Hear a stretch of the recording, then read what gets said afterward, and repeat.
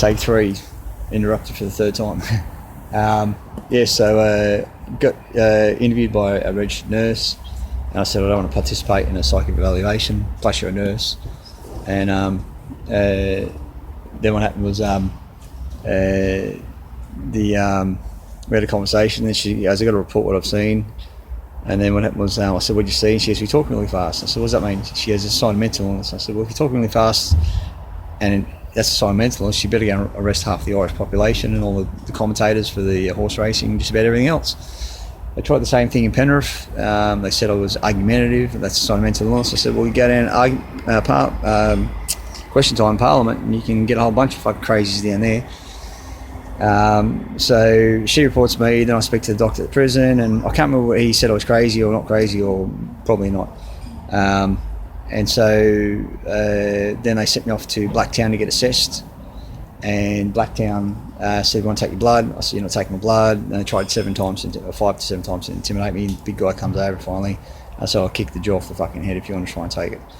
And they didn't want to play ball. Then they had a psych assessment. She comes up and she says, I'm trying to get this out quick.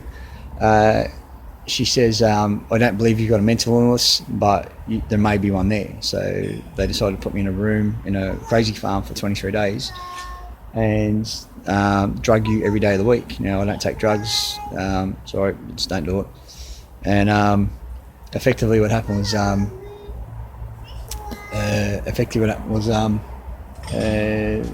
they try to drug you every day of the week with Ciprisol, Prozac, what's the other one? Valium, olanzapine, and you were getting 8 tablets a day. And they hadn't even done a mental health assessment. I was doing push-ups, sit-ups, and they said, you're obviously very fidgety, we'll give you some drugs for that. And so they're not interested in mental health, they're actually trying to create drug addicts. Everyone that I've seen who had come up to the fence afterwards and spoke to the nursing staff and saying, I'm on these drugs now, I'm really well, doing really well. They're not. The New South Wales government is just drugging all the white people and all the black fellas, right? It's as simple as that. And obviously there are other races mixed in, but they're the majority of the people in prison and in the mental health places. The Parkley staff that took me to Blacktown Hospital said, we're here to for you to get a mental health assessment, and as soon as you pass it, their words not mine, as soon as you pass, we take you to Blacktown Hospital and discharge you. They wouldn't let me go. Their orders were to take me to Blacktown Hospital. There was a fucking 4-hour argument between me not giving blood and then that was the first 2 hours, and then the last 2 hours was Bungarby House didn't want to take me, and then they wanted to get rid of me, so they had to do a psych assessment, but the fucking cunt little Pakistani bitch in people want to get upset about race, go fuck yourself. You know, it's a redhead, call him fucking redhead. The Pakistani bitch and it's all Indians and Pakistanis that are doing this, mainly Indians that are drugging the fuck out of Aussies and poison them, creating drug addiction. And effectively a junior psychiatrist decided to try and section me for 21 days because I wouldn't give blood. I thought it was my blood. Isn't slavery illegal in Australia? Section 270.1 federal.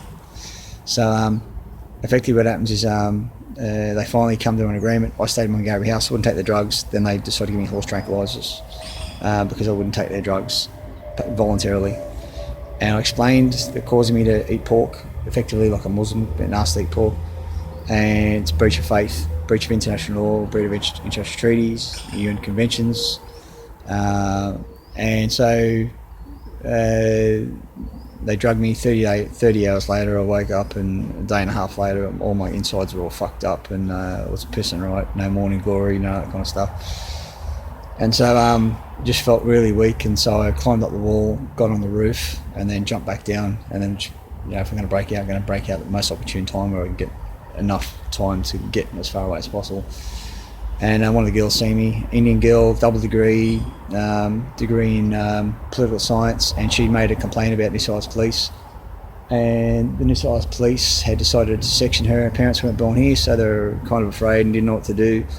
And she was getting the horse tranquilizer every 4 days, and by the 5th day, effectively, she'd come around on the 5th day, and then they'd drug her again.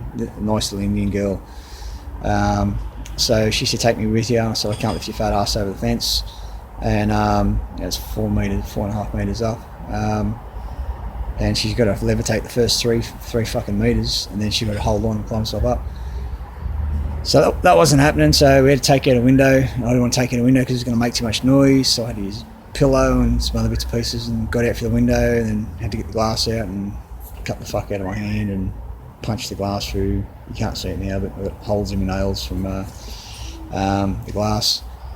And then yeah, she climbed out through the hole. I had to catch her fat ass, and two fucking crazies running down the road. Me with my professor from Back to the Future, with my long hair at the back and bald head at the front, and my beard, and my prison greens and my prison shoes, and she's a 5'10" Indian girl with a fucking tea cozy on her head. I said, give me a tea cozy. She goes, no. I said, give me a tea cozy. I said, no. Yeah, she goes, no. And I said, give me a fucking tea cozy. And I just went, ripped off her head, put it on mine. She had hair, I didn't, and the front anyway. And yeah, so effectively, just so I wouldn't stand out, and just did that fucking, it was just some emo drove past. And so we got to a house, it was a vacant house, which was kind of unusual, and she decided to split up. So no, come with me, because she had a safe house to go to, and I had a safe house that was further away. Someone who'd be of a friendly nature could accommodate.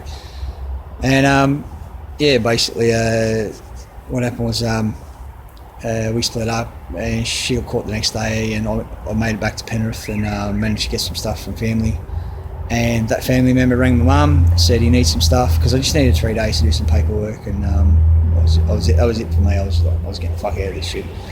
After getting the horse tranquilizer, I was like, fuck this. And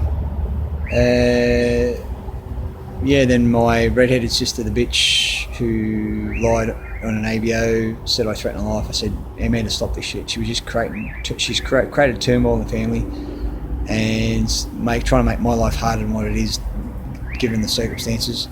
And I said, stop it now, are you going to regret it? And she goes, that's a threat. I said, man, I'll fucking stop it. She was trying to disconnect the phone. She got fucked around. We lost the phone line for 9 months. Told us to told mum to get the broadband. We got the broadband. They don't throttle it, but they were throttling it. And everything's my fault. Everything's my fault, even though they're breaching all federal law and international law, their own laws. And so I said, keep going, and that's it. And then she kept going. She turned up that morning, she tried to disconnect the phone, said, I'll get rid of the phone. And the phone we had showed that the line said the line is in use, even though no one's on the line. Take it, plug it in someone else in the house. It said the line's in use. Well, that means the line was paired, as in they were tapping everything. Now, I said keep going, and she did, and I said, right, as soon as mum's gone, you're fucked. And she goes, that's a threat. I said, yeah, it is. I'm going to take your fucking house. I'm going to make my life fucking work to fucking put you in the street. You want to fuck with me and put me in the street? And she was saying to my mum, you got to kick him out. My mum said, you can't. I can't make him homeless. And last words my father said to me was, stay here as long as you want until you get these fuckers off your back and get your life back on track. And the last words he said to me was, get me out of hospital, and they didn't. They left him there to rot the fucking hospital. He should have been allowed to die in his bed. So yeah, my sister just on my sister. Yeah, my sister is the type of woman to say that to my. She actually slapped me in the face, knocked the phone out of my hand when I was telling my mum that you need to get a reverse osmosis filter because my father's dying of cancer. And the conversation went down real fast because she just came in and inserted herself in the conversation. She said, boil the water. She's an industrial chemist, right? She's an industrial chemist here in Australia. She sets up mass spectrometers in laboratories around the world for Big Pharma, and said she doesn't do that anymore. She works for them. She's the reason why they make their money. And effectively, so she slaps me and knocks the fan out of my hand, but she's the victim.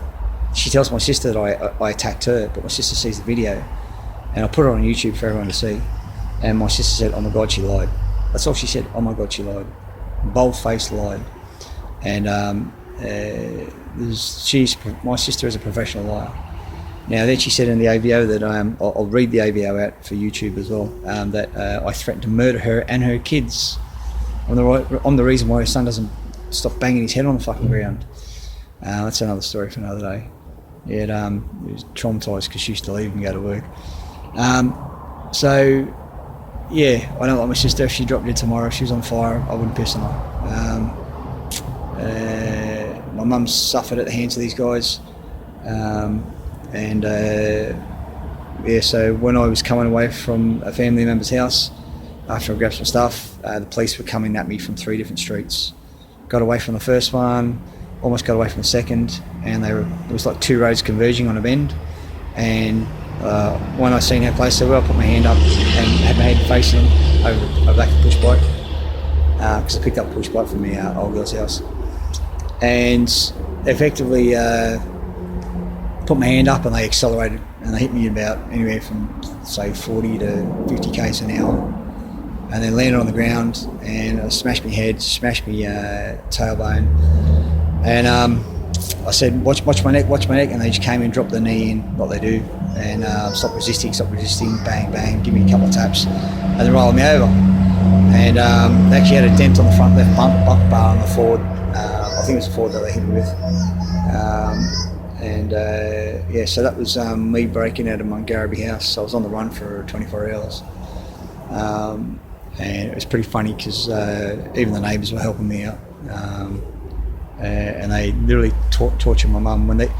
What they did was when they came to get me and arrest me, they smashed the front door in. My mum was cowering, shaking, and they're running around, and they're actually using Australian Army tactics. They're going reorg at the end of it, and the idiot standing next to my mum was just yelling reorg.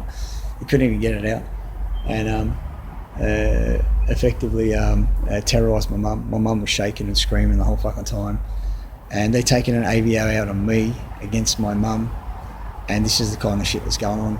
Now, the only time I've ever given my mum a hard time is when she's watching the COVID-19 shit, and I'm trying to explain to her it's bullshit, and that was annoying to her, and I apologise, but I'm quoting medical journals and studies, and she's listening to Jewish news, moneylender news.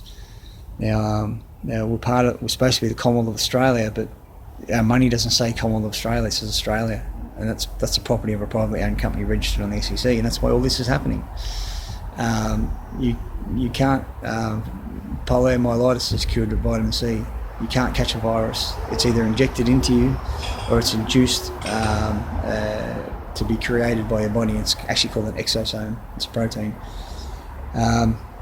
Everything that has been done to me has been done to my mum to target and harass her. My sister's part of it. My sister said, my redheaded sister said that Fiona needs mental help. She doesn't. My sister is a traitor to her own blood. Most women are. I'm not trying to be rude, but you actually change your last name, so you trade your name. That's what it means. I'm not trying to trade, but you know what I mean. You trade your name. So that was it. I broke out of Mungarabee, and then they sent me off to Yarralla. It's like a more secure one. And after the first day, I climbed up on the roof to get a football down, and they didn't like that. I'm not a rock climber anymore, but I can still climb. And they would drug me there every day. I managed to reduce the effects of the drugs, not to say how. But I was interviewed by the doctor, and I slayed him. I fucking slayed the cunt verbally. I said, what's the baseline? What's the quantitative study that shows that giving me these drugs before we've even finished a psychological assessment is good for my mental outlook? They fried my fucking brain with olanzapine, Ciprisol, Prozac, and Valium. That was at Mungarabee. Then they gave me olanzapine. They tried to give me some other antipsychotics. Everyone there that was on these drugs at some stage was hearing voices. All these people who take these chemical drugs hear voices. It's either a short circuit or there's something else in there. And the drugs allow this to happen. It was good the first week because the food's better in prison. There was no fucking 5G tower there frying us. There was no Freemason telling me to go to bed as soon as it gets dark, because they fry everyone from 4 o'clock till 3 o'clock in the morning. And so it just started to wear me down after a while, because every nurse at Yarralla said I was sane all the nursing staff, the senior nursing staff, Tony, said you should not be here. They said that in the first hour. They sit with you for an hour, they do an assessment, and they work out whether they stick you in the funny room or they just let you in the general population. And there's only 10 or 12 beds there anyway, or 14, 10 for blokes, and I think it's 4 or 5 for women. And they all said I shouldn't be there. And then after a few days, they said, you got to play the game and just answer the doctors and nod and say what they want to say. Well, no, that gives them jurisdiction. And then it says, I'm under their Mental Health Act. And they kept saying, I'm under the Mental Health Act. And I kept going like this. I'm under the sky. Technically, that's just fucking a couple of gases. But I'm not under the Mental Health Act. And if you read case law, I kept quoting re-self, it's code. A code is not a law, but it's the other one I can't remember. It's something in statute, it's not a law. Rick knows it. I've got it on paperwork. So, and I was quoting case law. I was quoting.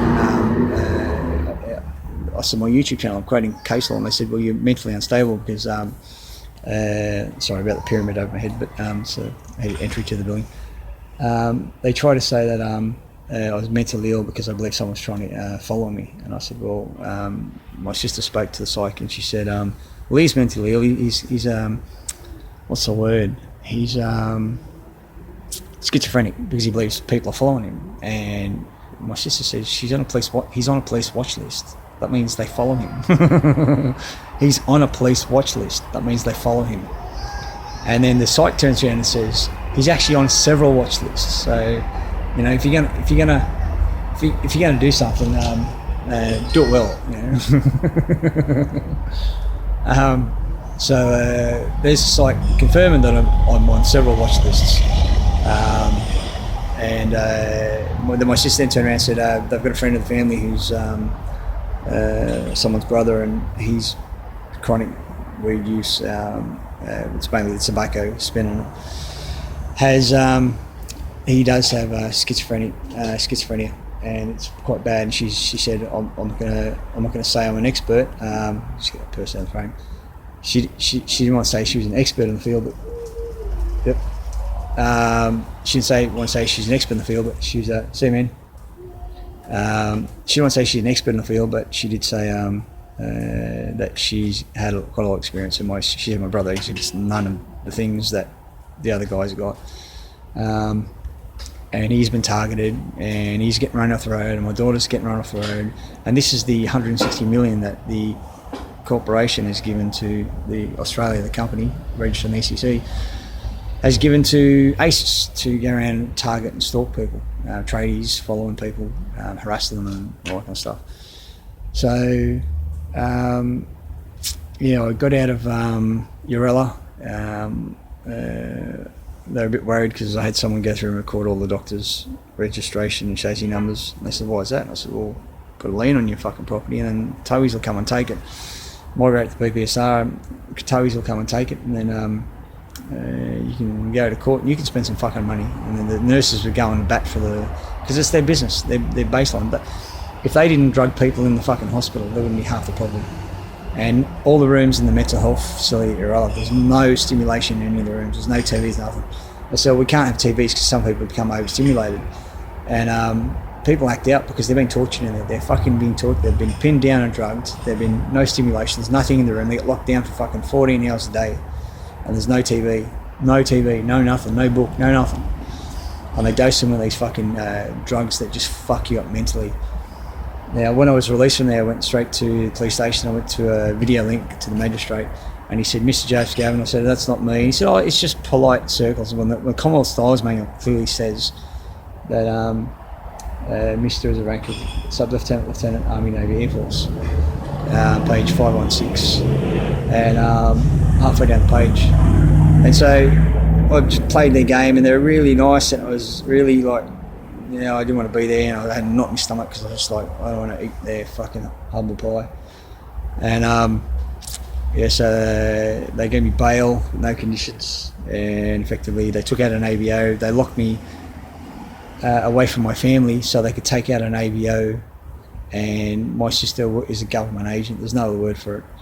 I'll give you an example. I went to my sister's wedding, and she had me sit on the back in the kids section. Every time my missus sat down, because the table was so small and chair was so small, the kids got a fucking birds and the bees fucking lesson. That's the kind of who puts their brother at the back of a wedding, and most of the family not at the table, just all the nutty fucking Hillsong fucking retards who don't know Latin and couldn't read a Bible to save their own fucking soul. Pardon the pun. This woman is pure evil. What woman tricks her mum and tries to trick her mum and her brother into boiling the water to concentrate the fluoride for a man who's dying of cancer?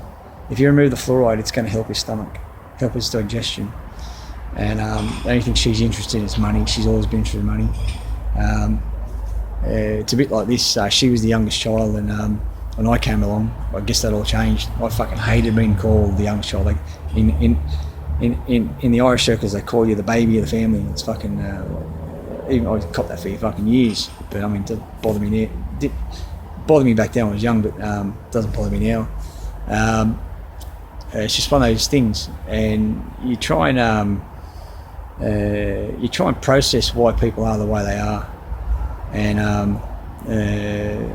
you know, when I was going through a breakup and I had to see my kids, my son or daughter I should say,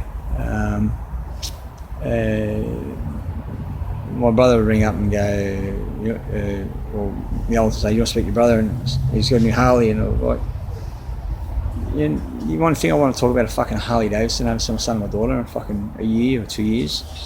It boggles the mind what goes through people's fucking brains.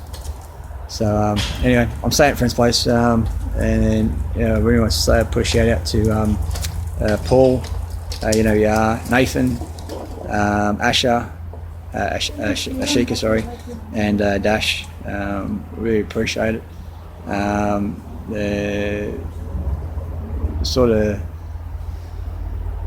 people there should be more of, and you know, got my head out of my headspace after coming out of that.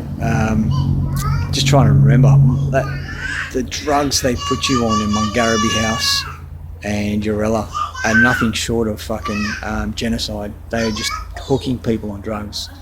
Now, luckily, I don't have one of those. I don't have an addictive personality. So I've got 2 strips across holding the phone on, so I'm trying to get my head between the 2 lines. I don't have an addictive personality. Whenever I try, you know, smoke, weed, whatever, it doesn't. Codeine, none of that shit works on me. Take it. But the drugs they're giving people in these medical centres is based on no science. Scientology did a documentary, and they're trying to sanitize it. It's not actually Scientology saying anything. It's actually psychiatrists. Psychiatrists saying that there's no science behind dosing drugs. There's no cure, and the treatment plan is just to shut people down. And it's based on usury. The introduction of unbacked money. Money shouldn't exist. Should be gold and silver. They killed Gaddafi because he's bringing out the dinar. They killed Hussein, Saddam Hussein, because they're doing the same thing. There's no weapons of mass destruction. And every Australian soldier going into other countries, invading it, you're not saving anyone. It's all bullshit. We kill more people in Australia. We kill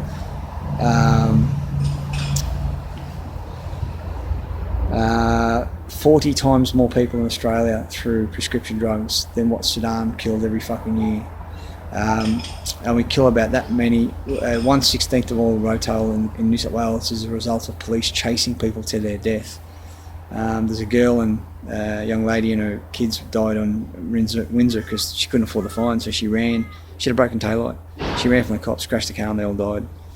So when you got police there using statistics that they create of harm, like the kid that they chased into open traffic because he had a little 2-stroke on his thing, and he was just cruising down the road. He wasn't meant to fuck with, and they chased him onto main road traffic, and he died. Or the car that was being chased in Bankstown, and the police car ploughed through a fucking again for a paper ticket. Cop car ploughs through a fence and runs over a fucking toddler, murders him. So this is the kind of fucking madness. This is the money lenders in the temple chasing you for their fucking pennies. You know, they steal the shit out of your ass and then try and sell it back to you. There's no Irish saying, Jesus Christ, you try and steal the shit out of your fucking arse and then try and sell it back to you. That's the kind of fucked up people we're dealing with. yeah, so I'm out now for a week or so, and I've got time to think. But yeah, effectively they've taken an AVO. They've got final orders stopping me from going home, and